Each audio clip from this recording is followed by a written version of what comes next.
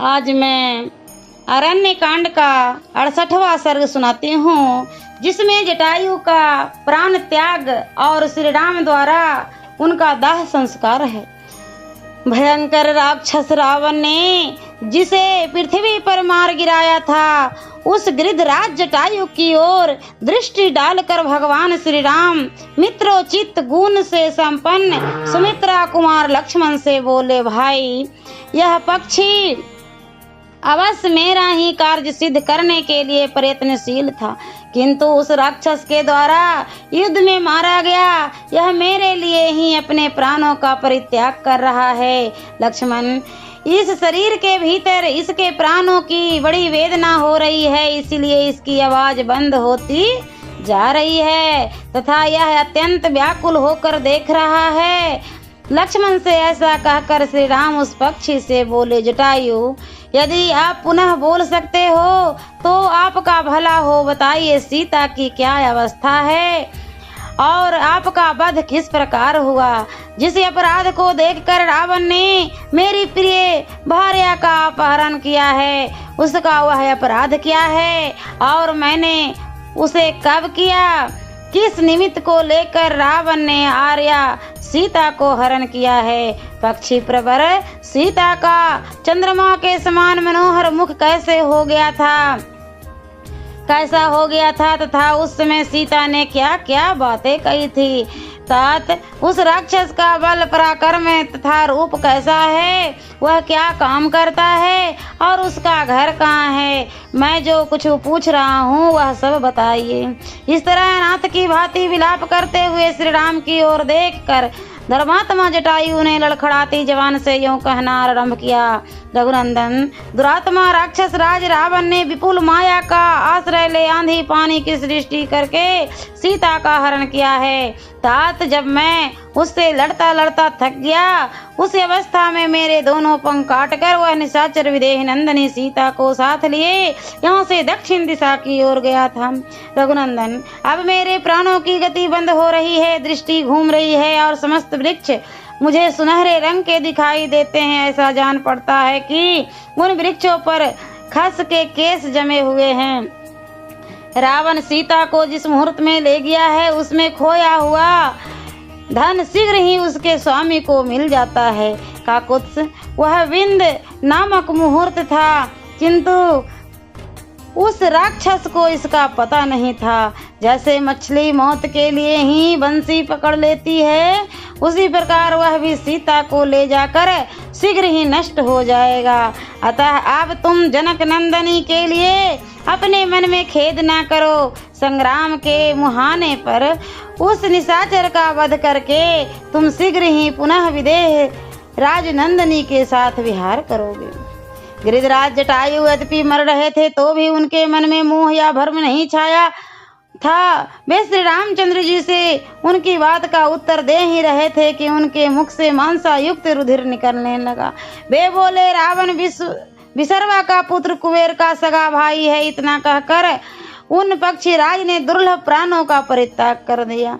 श्री रामचंद्र जी हाथ जोड़े कह रहे थे, कहिए कहिए, कुछ और कहिए, किंतु उस समय गिरिराज के प्राण उनका शरीर छोड़कर आकाश में चले गए। उन्होंने अपना मस्तक भूमि पर डाल दिया, दोनों पैर फैला दिए और अपने शरीर को भी पृथ्वी पर ही डालते हुए वे धराशायी हो गए। गिरिराज जटायु की आंखें लाल दिखाई देती थी। प्राण निकल जाने से वे पर्वत के समान अविचल हो गए। उन्हें इस अवस्था में देखकर बहुत से दुखों से दुखी हुए श्री रामचंद्र जी ने सुमित्रा कुमार से कहा, लक्ष्मण, राक्षसों के निवास स्थान इस दंडकारण्य में बहुत वर्षों तक सुखपूर्वक रहकर इन पक्षी राज ने यही अपने शरीर का त्याग किया है। इनकी अवस्था बहुत वर्षों की थी। इन्होंने सुदीर्घ काल तक अपना अभ्युदय देखा है, किंतु आज इस वृद्धावस्था में उस राक्षस के द्वारा मारे जाकर ये पृथ्वी पर सो रहे हैं, क्योंकि काल का उल्लंघन करना सबके लिए ही कठिन है।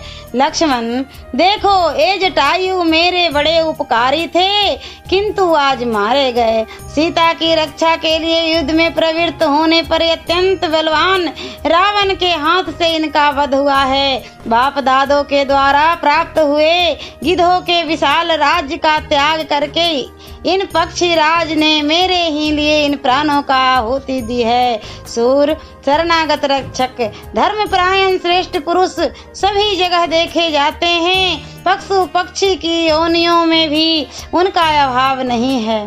सोम, शत्रुओं को संताप देने वाले लक्ष्मण, इस समय मुझे सीता का हरण का उतना दुख नहीं है जितना कि मेरे लिए प्राण त्याग करने वाले जटायु की मृत्यु से हो रहा है।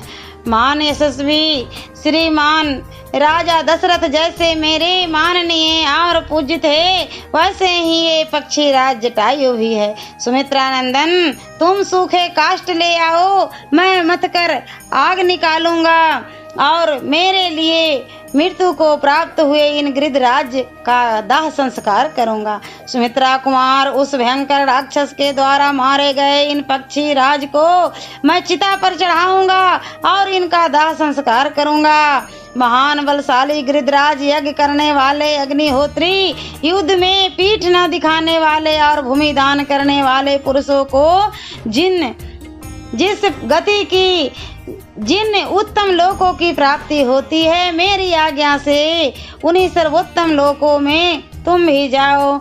मेरे द्वारा दाह संस्कार किए जाने पर तुम्हारी सदगति हो। ऐसा कहकर धर्मात्मा श्री रामचंद्र जी ने दुखित हो पक्षी राज के शरीर को चिता पर रखा और उसमें आग लगाकर अपने बंधु की भांति उनका दाह संस्कार किया।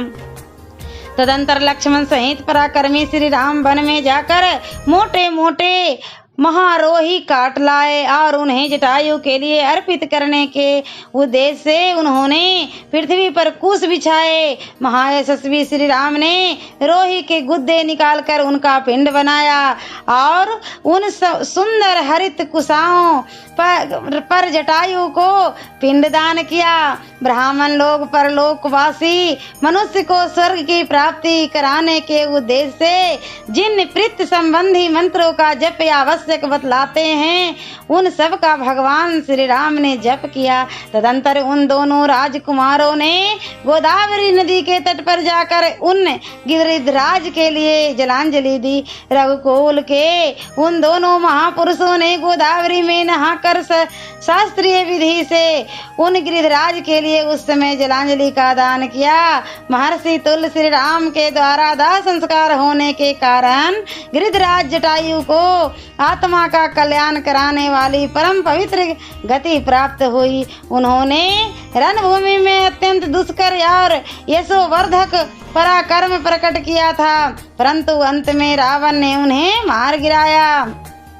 तर्पण करने के पश्चात वे दोनों भाई पक्षी राज जटायु में पीर्थ तुल्य सुस्थिर भाव रखकर सीता की खोज के कार्यक्रम में मन लगाकर देवेश्वर विष्णु और इंद्र की भांति वन में आगे बढ़ गए। सियावरे रामचंद्र की जय। और अगले वीडियो में 69वां सर्ग सुनाऊंगी।